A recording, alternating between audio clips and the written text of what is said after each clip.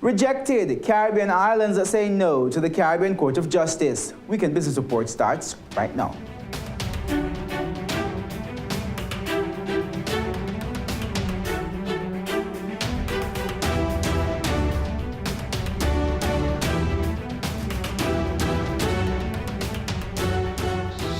Hello and welcome to the show. I'm Kenil Gale. Thanks so much for joining us this week. Both Grenada and Antigua and Barbuda voted this week to stay with the UK Privy Council as their country's final appellate court. Voters in the referendums overwhelmingly rejected the Caribbean Court of Justice, CCJ. We're taking a closer look at what swayed the votes in Antigua and Barbuda and the implications for the Gaston Brown administration. We'll tell you more about that in a bit, but right now here are some of the top stories from the BATV News Desk.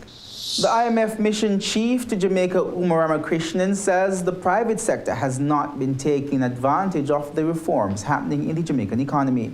The IMF mission chief to Jamaica addressed journalists in Kingston via video conference on Wednesday. Tashana Small was there. The economic reforms happening in the Jamaican economy are being described as historic by the IMF chief mission to Jamaica, Umar Ramakrishnan. She pointed out that unemployment levels are low, there is reduced public debt, and reserves are at an all-time high. But the private sector has not been taking advantage of this, and as a result, economic growth is low. We would expect that in an economy that has done so much reforms and an economy where, the fundamentals are unprecedented. When was the last time that debt was this low? It was way back in 2000. When was inflation this low? When was, unemployment this low? I mean, these are historic times for Jamaica. And so we would expect that private investors would be jumping into the real economy to find investment opportunities. But we are not seeing that. So there is something that is holding them back. One such factor that's preventing more investment from the private sector is the country's crime levels. And although Umar Ramakrishnan acknowledged the measures being taken to reduce it, she says it's still high on a global scale. Crime is still a big issue, and while there are several measures are in place and the crime rate is coming down, Jamaica, by international standards, still has a high crime rate, and so addressing that is going farther, and addressing that will attract more foreign direct investment. So that's one thing. Additionally, the IMF chief mission pointed to what she says is the length of time it's taking the private sector to develop a new business model after being dependent on the government for securities for so long. The fiscal dominance, the dependence on securities from the government has been there for decade upon decade upon decade. And all of a sudden, that tap has been turned off. And now the business model has to therefore shift. The private sector has to find a new business model for generating its profits in order to grow. It can no longer depend on the government. And we think that that surge in this new business model, in this new environment where the dependence on the government has to be weaned off, is taking a little longer than what we would have hoped for or expected. She said access to finance, especially for small businesses, is still an issue. Farmers, for example, are not able to get the titles for the land to use that as collateral in order to borrow. That's a simple example. Compound that in many different dimensions, and so that becomes another problem. So improving the flexibility for access to finance needs a little more work, and we think if that improves, then the small and medium enterprise sector will be able to invest a lot more. Meanwhile, the IMF mission chief says Jamaica's historic low unemployment rate is not translating into economic growth because the jobs that are available aren't adding much value to the economy. Here's more. The latest unemployment figures released by the Statistical Institute of Jamaica Statin show that unemployment rate is now just 8.4%. This is a 3% decrease when compared to July last year. Youth unemployment is also down to approximately 22%. However, the IMF latest review shows that although the country's macroeconomy is stable, growth remains low. But since more people are working, why isn't the country experiencing more economic growth? So the employment numbers reflect that businesses are growing and that new people are being employed, but it also reflects that the lower growth number reflects that the employment is happening in the lower value add sector. One such sector is the BPO industry, which continues to grow in Jamaica. But Dr. Umar Krishnan says these jobs do not contribute much to economic growth.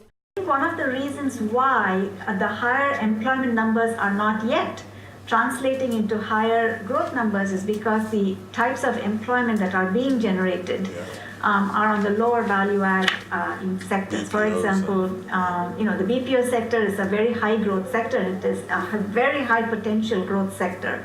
But right now the call centers, the value add that is coming from the BPO sector is the labor. There is no additional, not a whole lot of capital or other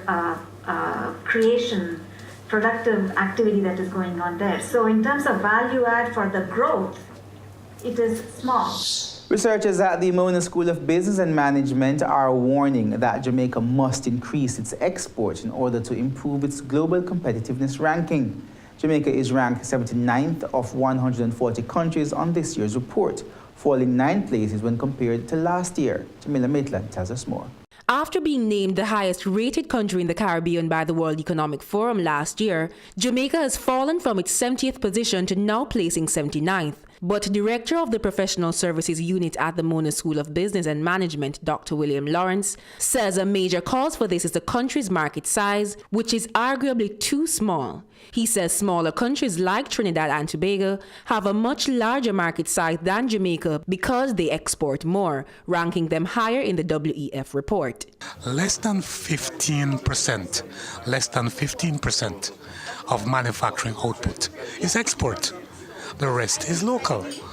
The market size issue, the need to export, has been a perpetual call by the World Economic Forum. We've got to ensure that we provide policies, incentives, strategies to rev export up. Dr. Lawrence warned that the country needs to increase export to become more competitive. He suggests diversifying the exports. And if you look at good areas with good potential, like agro-industry, where we can use local materials, add value, produce not just food and beverage, produce cosmetics, produce household chemicals, produce a range of things. The sky is the limit, so certainly we can do more. Moving on now, for over a decade, several islands across the Caribbean have been talking about abandoning the UK Privy Council and making the Trinidad-based Caribbean Court of Justice, CCJ, their final appellate court. Well, on Wednesday, the issue, championed by Prime Minister Gaston Brown, was put to the people of Antigua and Barbuda. However, less than 50% said yes. This meant that the referendum failed to get the 2/3 majority needed to have the country adopt the CCJ. So, how did a cause championed by a popular Prime Minister fail? ABS Television News sought some answers. Prime Minister the Honourable Gaston Brown disappointed with the outcome. His concern lies with the many Antiguans and Barbudans who cannot afford to access the Privy Council. Oh, that was the primary motive that the referendum was seeking to cure. So I think those are the individuals who are, in essence, the losers. He admits the Labour Party should have mobilized earlier. As a result, you'd recognize that most of our supporters did not show up. And I think we may have missed that opportunity to provide that level of partisan leadership, recognizing there was a partisan issue anyway. Stating partisan politics interfered. The partisan nature of the referendum, the subterfuge of the opposition, the false information, the lies, the innuendos that they've utilized in order to undermine the yes vote. It is unlikely that my government would proceed anytime soon, certainly within this term, with another referendum. Prime Minister Brown acknowledging that reaching 67% of the yes vote, a daunting task. We lost the yes vote, or the yes vote loss, but it's not a loss for the party per se, or for me personally, in that we remain firmly in control of the government, and our focus now is to ensure that we continue to expedite the socio-economic advancement of the people of Antigua and Barbuda. He says a constitutional review committee will be put on hold until a more opportune time when the people of our country are ready and when leaders of the opposition won't bring politics into it. I say here, though, to those who would have voted yes, that ultimately history will absolve them because they did the right thing. They took the sustainable position. At the end of the day, we'll have to leave the Privy Council. They can jump high, jump low. We'll have to leave. Either we're forced to leave, or at some point we may see the need to leave voluntarily, but we'll have to leave, so that day will come.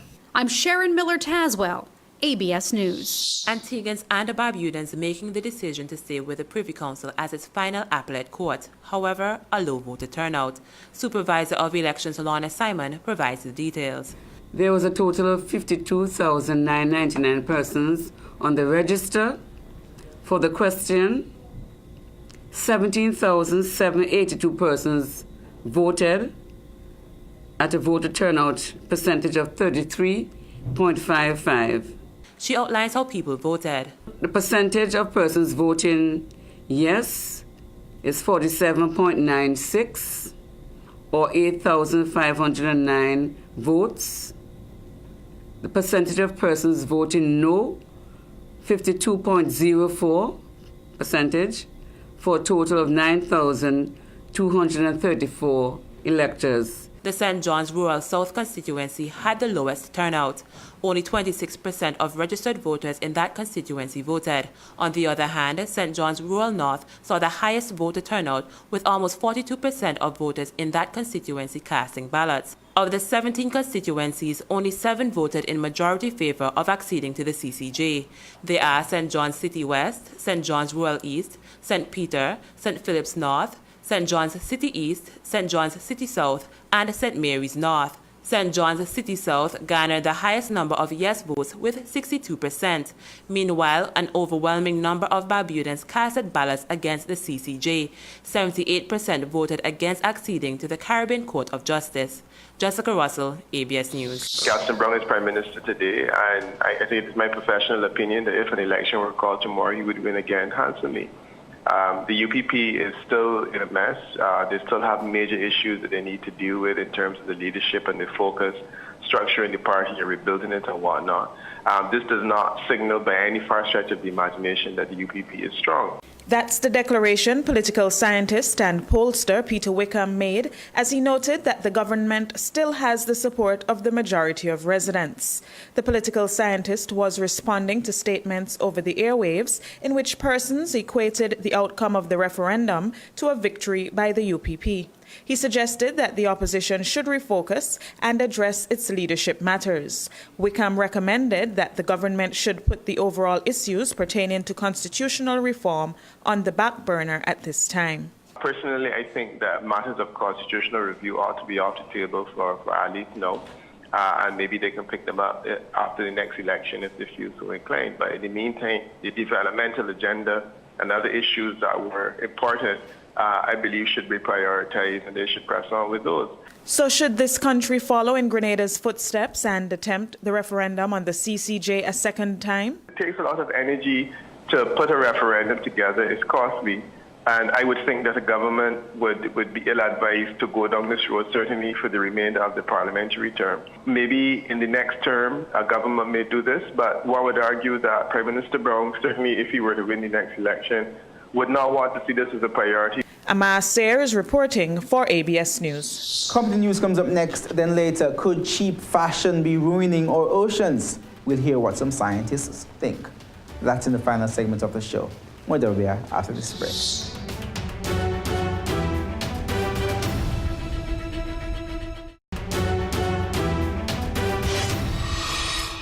Welcome back to Weekend Business Report. Here's this week's company news. UWI Vice Chancellor Sir Hilary Beckles says they're considering the possibility of opening shares in the university to the public. He says such a move would boost UWI's financial stability and long-term sustainability. He says this would add another tranche of earnings. pointing out that they have been also encouraging governments to give them assets in a bid to lower their arrears to the university. Vice Chancellor Beckles says in the short to medium future, some of the institution's assets could be placed in a property and asset management company. That would be used to develop property assets and generate more value for the university. This could then lead to an initial public offering. Jamaican scientist Dr. Henry Lowe's FlavorCure Biotech has secured a 20% interest by Canadian biotech company Atlas Biotechnologies. Atlas will now hold one seat on FlavorCure's initial 7-member board of directors. The deal sees Atlas investing $5.75 million into FlavorCure for more intensive research into the use of cannabis for medicinal and pharmaceutical treatment for cancer. The marijuana industry is reportedly worth up to $9 billion. Let's now take a look at the closing numbers from major stock markets around the world.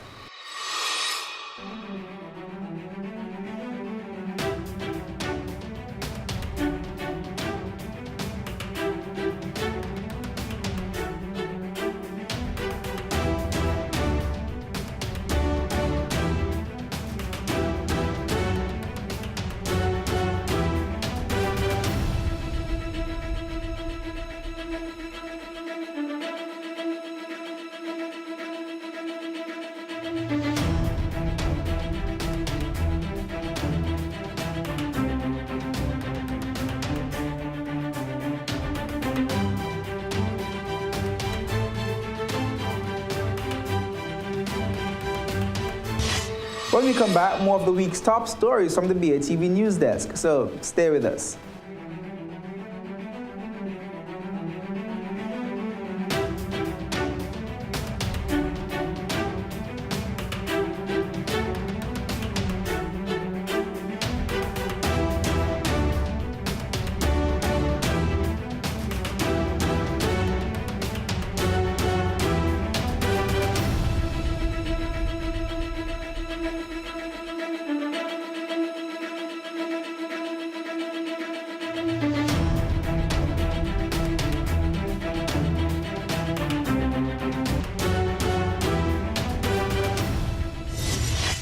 Welcome back to Weekend Business Report. More news now. Finance Minister Dr. Nigel Clark says the government intends to review the investment limits on pension funds, but he says the revision will be in phases. The minister was speaking at the 3rd Caribbean Finance and Investment Forum recently. Here's more. On BATV's business discussion program On Point last week, Vice President and Chief Investment Officer at Scotia Investments Brian Fraser expressed his dissatisfaction with the limits placed on pension funds for investments. He said because of these limits, pension funds aren't able to invest in local infrastructure developments. What would have affected pension funds in terms of participating in large infrastructural projects is, there's one reason, which is the limits that the pension fund currently has. We do not, for example, have limits to invest in private equity, or we have a small limit that we'll have to share across all the other investment classes outside of equities, real estates. How much is that limit? It's currently 5%. He also pointed out that market conditions make now the opportune time to invest. Given the current situation in Jamaica where, the interest rates are very low and the returns on government instruments are very low, as well as the fact that the government has been borrowing less in the market, pension funds now have an appetite for more investment. But these concerns may soon be addressed. Finance Minister Dr. Nigel Clark says the government is looking to review the limits on pension funds. After our long sort of financial sector crisis, our regulations moved in the direction of really stopping risk-taking as opposed to in the direction of managing risk. We have been engaged in a long-term review of investment limits for pension funds. Pension funds today are precluded from investing in certain classes of investments that are normal, standard, and expected in most parts of the world. Tourism Minister Edmund Bartlett says his ministry is preparing a cabinet submission to have the ban on jet skis lifted. More in this report. 5 years ago, the government announced a ban on the importation of jet skis for commercial purposes. A ban was also placed on the importation of all personal watercraft. The government took this action after a series of fatal accidents across the island involving jet skis. But investors have been complaining that they are losing out on their investments, and the government is now responding. Players in the industry have been waiting, and some have been at risk in terms of their own investment, and others have gotten a bit agitated. You know, the level of patience have run out in some instances, and I think it is appropriate that we should address in finality this matter.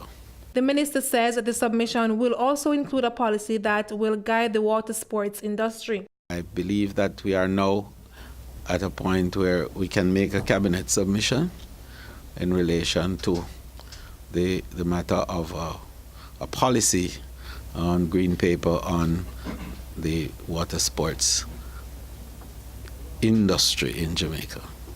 I think we're in a position now where we can look at what are the necessary infrastructure and how we can resource these infrastructure requirements to enable the proper execution of the policy.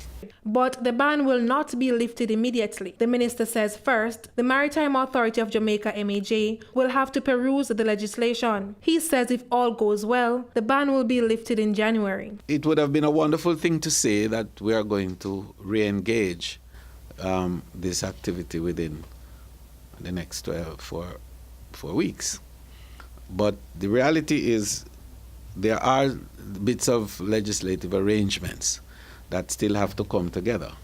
And I think in particular, the Maritime Authority of Jamaica has some tweaking to do in terms of their legislative architecture to enable this full rollout that we want. Minister Bartlett says this time the policy will be properly enforced. In terms of the enforcement arrangements, Senior Superintendent, I think we have some work to do also in terms of building out the equipment capabilities of the Marine Police Force to be able to monitor and properly enforce the rules that we are establishing.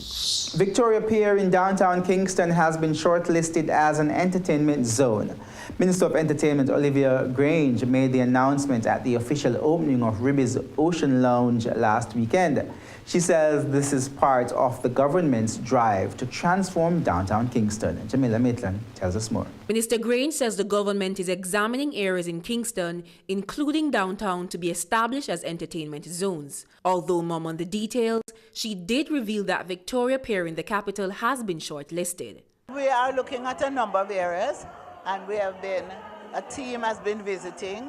We've been meeting with NEPA, and very soon we will be announcing a number of locations.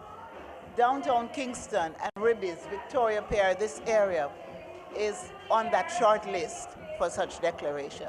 She says very soon, several locations will be listed as either designated entertainment areas, zones, or districts. This will include the type and duration of events to be held in the spaces. Determination will be made as to what time entertainment can take place in those areas. There'll be cut-off times, and there'll be times when entertainment can be 24/7.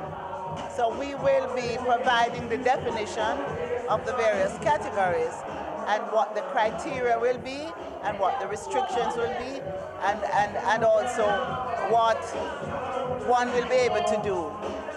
In staging their events, depending on the event, will be determined as to which zones, which district or which venue can accommodate those activities. When we come back, could your cheap clothes be clogging the ocean? Some scientists think so. More on that after this break.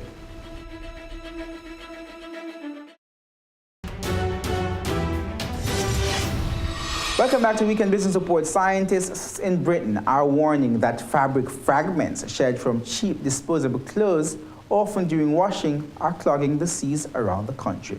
Take a look. Today I've been aboard this research vessel, seeing new evidence that Britain's taste for cheap fashion could be affecting marine pollution. If you're talking about a dress at a price point of £5, it almost makes it a single-use item, just the same as a single-use coffee cup. Something that we're using for a very short period, potentially, and yet it has a long persistence as waste. This net gathers textile microfibers. They're tiny strands shed from clothing, often during washing. Visible under the microscope, cheap synthetic fibre can lead to long-lasting pollution. It might be hard for people to feel strongly about a form of pollution they can't even see. Is it doing any real harm? The laboratory evidence indicates that they have the potential to cause harm to marine life. Think about marine pollution and what springs to mind are things like plastic bags and packaging, yet this is a form that you can't even see without a microscope. Yet one of its main sources is likely to be right at your fingertips. MPs are now investigating clothing's environmental footprint, and some fear the growing trend of fashion for a fiver. What we heard from the experts that gave evidence to us in our inquiry is that, frankly, if your dress costs a little bit more than a cup of coffee, you're going to treat it in the same disposable way. On these 4 leading online fashion sites today, we found dresses for a £5 or even less. These examples are almost entirely polyester. In total, we found almost 350 dresses for under a £5 in various materials on these sites. Responsible retailers are doing a fantastic job to give us both value on the high street, but also to look at the environmental and the ethical impact of the products that they're selling. As scientists research whether there's an environmental price for cheap fashion, firms told us they acknowledge their responsibilities and that being affordable doesn't make clothes disposable. Chris Choi, ITV News. And that's our show for this week. On behalf of the entire Weekend Business Report team, I'm Keneal. See you next time.